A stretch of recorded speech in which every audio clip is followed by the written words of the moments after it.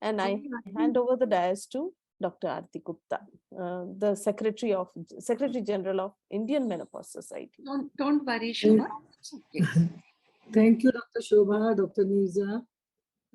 I am here to invite Dr. Aarti Prasad. All of us know very well to her. She has been with us for so many times. So I'm giving you the brief introduction of Dr. Arti. She is qualified from Mumbai as a physiotherapist 40 years back. She is a musculoskeletal physiotherapist, has been a clinician for last 40 years, runs classes for fitness for about 50 years, has been awarded the Lifetime Achievement Award by Bengaluru Physiotherapist Network, and has been awarded Women Achiever Award by Garden City University. Is the president of Bangalore Physiotherapist Network and is a consultant at Sagar Chandramma Hospital. So I welcome you, Dr. Arti. Please come and start your demonstration of frozen shoulder. Welcome you. Thank you. Good morning, everyone. Thank you so much, Dr. Arti Gupta, for that introduction. And I have to say thanks to Dr. Nirja Chawla for giving me this opportunity again. And most important, Dr. Shobha Gudi for introducing me to this whole society of Menopause Society. Now, we had a lovely session till now on spirituality, and we come back for a session on physical exercises, which is sort of two ends of the pendulum. You know, one is spirituality and calming yourself and trying to say, okay, my blood pressure is getting normal, my heart rate is coming down, and here I'm going on to exercises, which is going to sort of pump up your heart rate. Mind and body are connected. Oh, yeah, so I'm trying to bring a balance right now with that. The most important, as Dr. Shobha Gudi mentioned, frozen shoulder is one of the common problems that we see in our department. And basically, diabetes is one of the factors which can lead to frozen shoulder. I won't say in every case, but it can lead to a frozen shoulder. Now, when I'm going to talk about frozen shoulder, let me tell Dr. Nirja, I might not be able to give you the complete picture because shoulder is a very complicated joint. Remember, the shoulder consists of 4 joints put together, and every joint has various movements which put into the shoulder joint, which make the shoulder joint move. Now remember, shoulder is a very, I wouldn't say fragile joint. It is a highly mobile joint. It is a shallow joint. So it gets unstable very fast. So we have the sternoclavicular, then you have the acromioclavicular, you have the glenohumeral, and you have the scapulothoracic. So you have 4 joints which are put together, which make up the shoulder joint. So that is why it makes it extremely difficult to mobilize the shoulder joint. So what I'm really going to do is, I'm just going to show you some simple joint movements that we can do. Some simple stretches that can be done by anybody who has a frozen shoulder. Now, frozen shoulder, when you have, depending on the amount of range of motion. Now, what exactly happens? What exactly happens is the range inside the joint comes down. So whenever your shoulder is moving, I will show you the normal movements. The normal movements are just taking it up, taking it to the side, and the rotations. This is the external rotation, and this is the internal rotation. When you have a frozen shoulder, the shoulder does not move normally. That means when a person is lifting the shoulder, they are going to lift it. The movement is not occurring at the glenohumeral joint. The movement is occurring at the scapulothoracic. So if I like Dr. Aarti Gupta is checking up the shoulder whether it is moving normally or not. You know? So if your shoulder starts leaning at night, and for women, you're not able to reach onto your backside of your wrist. Remember, your movements are getting restricted.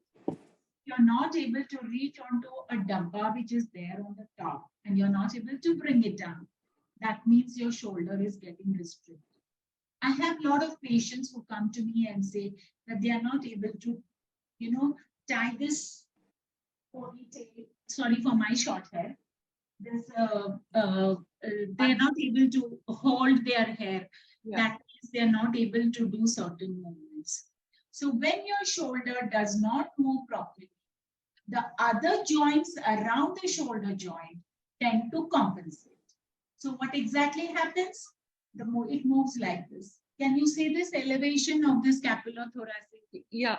Yeah. Movement is not occurring at the shoulder, it is occurring at this scapulothoracic.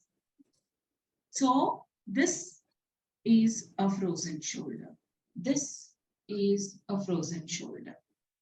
And when you cannot, and they cannot do this, and they go on struggling, it's a frozen shoulder.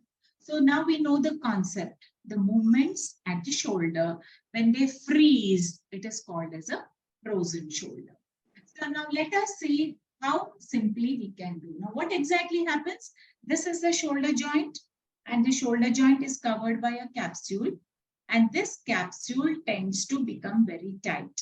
I have to tell Dr. Nirja that it becomes little, whatever I can try to cover in this small few minutes that I have, I'll try to cover, because it's a very vast subject that I will not be able to cover.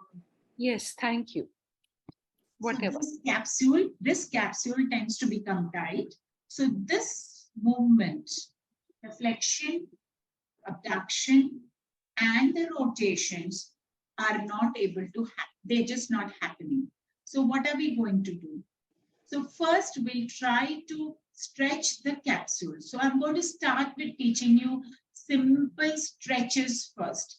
So the first stretch that I would like all of you all to do is, whoever has a frozen shoulder, is pull it out there and maintain that stretch for some time. Pull it behind and maintain that stretch. So you will feel this anterior capsule stretching, and all the muscles that are there anteriorly, like the pec minor, they all tend to stretch. Now remember, you have to hold it and maintain that stretch for about at least 10 counts. So you can count and hold it there for 10 counts. Just hold it there. Hold it there for some time and stretch. Now you want to go further, you can just take the other hand and pull it up. And pull it up. So this is going to be your first stretch. The other stretch that is called as a sleeper stretch. That means you lie down on your side and just put your shoulder like this. So you're stretching your capsule, the posterior capsule. The same thing you can do in standing. Keep your hand like this and just stretch it. And you should feel a stretch on your posterior capsule here. This is the stretch. Oh, I'm so happy to see Dr. Shobha and all getting totally involved today. Pull it. And that is going to be your posterior stretch. So you have the anterior stretch, you have the posterior stretch, and you have the sleeper stretch. That means you lie down sideways on your shoulder and stretch. Now, before you start going into movements, what you really need to do is you have to stabilize the scapula. When your shoulder is frozen, it has a tendency to move like this. That means the scapula is not sitting properly. It is not sticking to the thoracic cavity. So the scapula is getting elevated like this. So we have to bring it down and hold it. So I'll teach you one simple exercise for that. For that, what you need to do is you need to bring it down. The shoulder is like this. Just depress it. Just depress it like this and take it behind. Just depress it and take it behind and maintain that position. Maintain that position for some time. again, down and behind. When you do this, you are activating the lower part of the trapezius so that this elevation does not occur. More importantly, there is one muscle that is called as the serratus anterior, which sort of wings the scapula out. So the scapula gets more stabilized when you do this, and the serratus anterior gets activated, and then your movements become normal. So I want all of you to do a very simple exercise. Put your thumbs out like this. Each one of you just put your thumbs out. The thumb is pointing upwards. And just take it behind. Take the scapula behind. Elbow tight. Scapula behind. Now depress the scapula. Elbow tight. And just try taking it up. This should not move at all. It should remain straight like this. And your stomach should not come in front. Hold it and take it up. If you're doing it easily, you're doing it wrong. If you find it difficult, you're doing it right. That is the most important because you need to activate those muscles. So this is one of the important exercises that I will teach anybody who has a frozen shoulder. Arti, I did not get this one. I'll repeat it because it's a very difficult exercise. We always teach them on the bed in a supine position initially, and then we standing is the progression of exercise. And I'm teaching you all in standing. So what I want you all to do is, Shobha, just take this scapula behind. Take it behind. That's the first step. And hold it like that. And now depress it. Depress the scapula. Hold it there. Straighten your hands. Thumbs up. Straighten your hands. Elbow tight. Take it up. Take it up. Maintain this. Do not let go of this. Maintain it. Elbow tight. Maintain it. Maintain. And take it up. And take it up. Maintain. It's very tough. Maintain it. Elbow tight. Isn't it tough? It is a tough exercise. Now, this is what is going to help the muscles of the scapula to stabilize. Only one question, Arti. Is it one shoulder at a time or both? I generally teach them one shoulder at a time because very rarely do we find bilateral frozen shoulders. But whenever the shoulder is frozen, teach the stretches and stabilize the scapula. This is the way we go about it. And then we start working on the movements. Now, there are some things that is called as glides that we release. Now, glides are movements that occur inside the joint. So we do an anterior glide. That means we just press it like this. Now, if I want flexion and abduction, then I would do an anterior glide or whatever. So you do an anterior glide or you do a posterior glide. Glide the joint so that increases the range of motion. This is called as manual therapy. Basically, depending on the movement, we do the glides. This is passive, isn't it? This is passive. This is passive. This is done by the therapist. The therapist will know which glide to do according to which movement needs to be improved. So we do the stretches, we do the glides, and we teach them scapular control more importantly. Once the scapula gets stabilized, then you start doing the movements. What are the movements that you're really going to do? You're just going to start doing movements with the shoulder. Start teaching them with the shoulder once you have stabilized the scapula. So the movements will be just this, as simple as this, taking it in front and then doing abduction, taking it. I'm showing both the hands, Shobha. You can do it single hand also, no problem.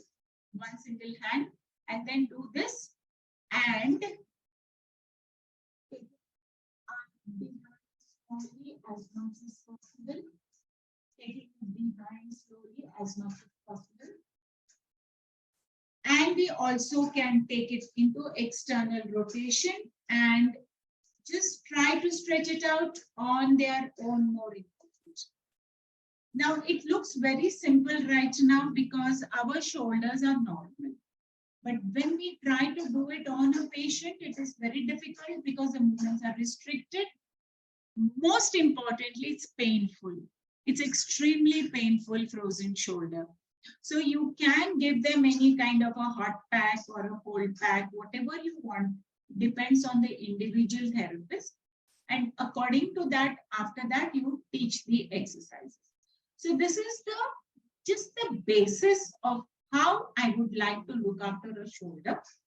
And once we have done that, then we get into strengthening of the shoulder. And strengthening of the shoulder is generally done with the help of a TheraBand or a weight. So we do start with isometric exercises first, and then slowly get on to concentric exercises for the patient. So this is in short, Dr. Nirja, just in short, how we really would like to look after a shoulder.